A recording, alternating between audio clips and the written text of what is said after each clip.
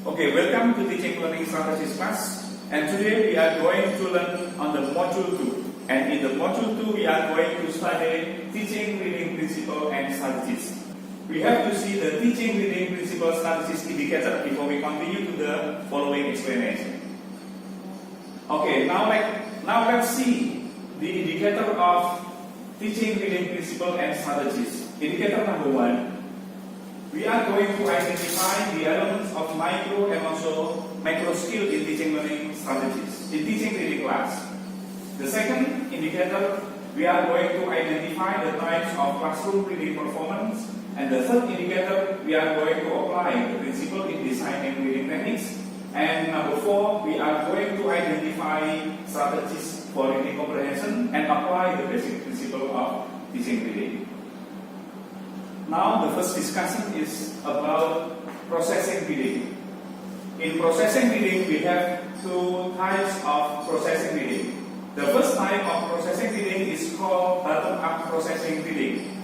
Now we are going to discuss about bottom-up processing reading. In bottom-up processing reading, students must first acknowledge a multiplicity of language elements such as morphemes, syllables, part of speech, grammatical pattern, discourse markers in the reading. So the student comprehend the reading from those kind of linguistic elements. And this is a characteristic of bottom-up processing reading, using discourse marker and also processing just like a scientist. So here, just like a scientist who look up using the microscope to understand each detail of the content of the readings. This is what we call it bottom-up processing. And number 2, it again is the bottom-up processing, now called with top-down processing. In top-down processing, it is very different from bottom-up processing. The student use their background knowledge to understand the content of the passage. So using student experience, background knowledge to understand the content of the passage. Just imagine like an eagle view of looking at the whole parts of the passage at glance to find information from the passage. This is what we call it top-down processing. Now, traditional view of teaching reading. In traditional view of teaching reading, use bottom-up models, where teacher teaches lexical recognition, the teacher teaches grammatical pattern, and also discourse marker to understand the content of the passage. And here, understanding the meaning of the passage is derived from the sum of this kind of discourse marker from the students. But in the modern view of teaching reading, now the teachers use combination of both bottom-up and also top-down processing. Both strategies are very important in comprehending the reading text. The second is schema theory of reading. The schema theory of reading describe that's something to do with how ESL or EFL learners understand the meaning of the passage they are reading. According to schema theory, students bring information, knowledge, experience, and culture to the printed passage on the text. But according to Anderson, in 2004 and also SP 2005 and Grade 2004, said that a text passage does not by itself carry meaning, but it more information of the text passage is contributed by the student or reader than by the printed one. As a result, the students understand what they read because they are able to decode the stimulus beyond its representation.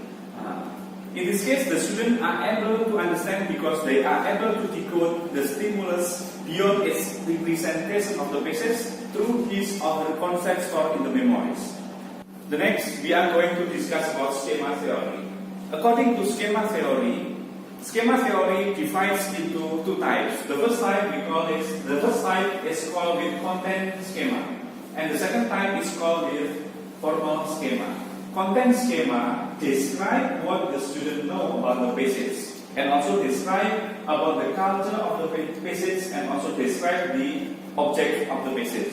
So the understanding of the text depends on the three elements of the content schema.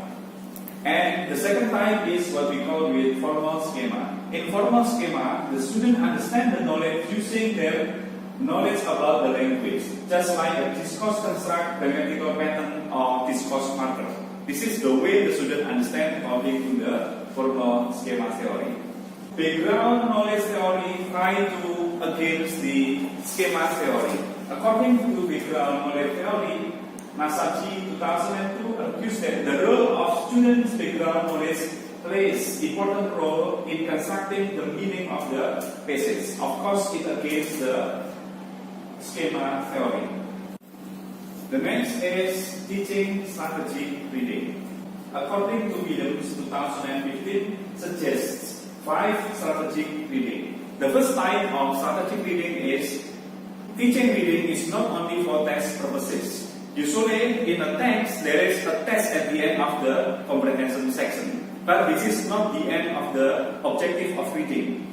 As a teacher, we have to show them how to find out the main idea of the text, how to locate the main idea of the text. It's very important for them. It's very important for them. So it is not necessary for them just to answer the comprehension question from the text. This is the strategic reading number 1. And the second strategic reading is teaching fluency is important.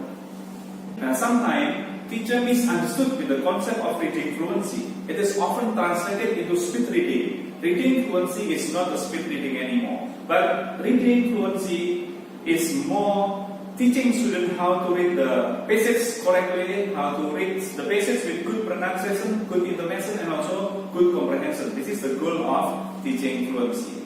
And number 3, we are going to discuss about enhancing student reading habit.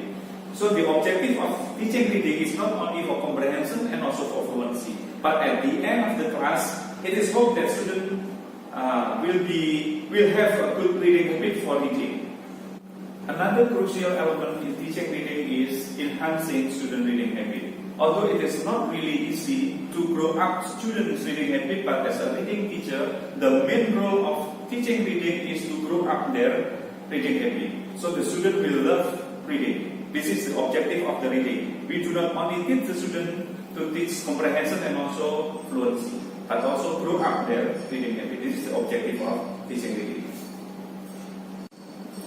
Number 4, intensive and extensive reading practice. To be a good reader, we need long intentional process. So we have to teach the student intensive and also extensive reading practice. By learning both intensive and extensive reading process, the student can understand about the linguistic pattern from the text, they can understand the culture from the text, they can understand the vocabulary and also the content of the passage. And the next will be aware of reading target and also student English proficiency. Sometimes EFL teacher does not consider about the equality between reading target and also student English proficiency. Be careful in setting up the objective of the reading. In setting up good objective of teaching reading, we have to be aware of the student English proficiency and also reading target. Because as a good reader, we need long intentional process. So be careful of setting up the objective of teaching reading. Now we come to part B. In part B, we learn about micro and also macro skill for reading comprehensions. Brown 2007 described 10 components of micro and also macro skill for reading comprehensions. Component number 1, identify objective of reading.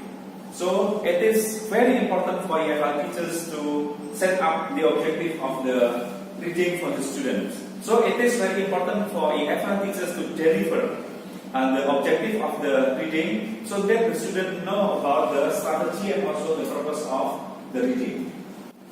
Number 2, use rule and pattern to assist bottom-up decoding. Comprehending the message of the text, we need to understand about the language rule and also the pattern. By knowing the kind of rules and also pattern, it is very helpful to understand the content of the passage. Number 3, use efficient silent reading for improving reading fluency. And the next will be skimming and scanning. So teach the student to understand the main idea through skimming, and understand the student to find specific information from scanning strategy. And the next, to understand the content of the passage, teach the student to use semantic mapping or clustering. And the next will be guessing. Guessing sometimes is very useful. By using the context, ask the student to guess the meaning of the word from the context. Analyze the vocabulary. Analyzing the vocabulary like using suffixes is very important to know the class of the vocabulary. For example, educate into education, arrive into arrival. In the noun form, it's very important for them to know the vocabulary types.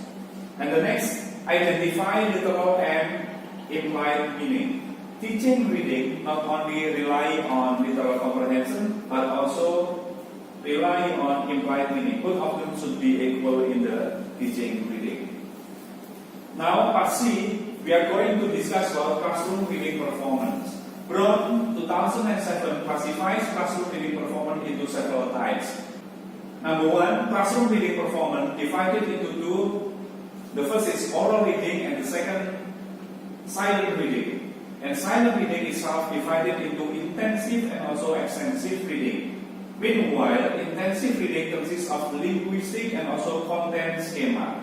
But in extensive reading, skimming, scanning, and global understanding belong to the extensive reading. This is a type of classroom reading performance according to Brown 2007. Okay, this is the end of Module 2. At the end of Module 2, you have to do the exercises. But remember, just like in the Module 1, in doing the exercise in Module 2, you have to get a score of 80. If you cannot obtain the score of 80, so you have to redo the exercise again until you achieve the score of 80 before you continue to the following module.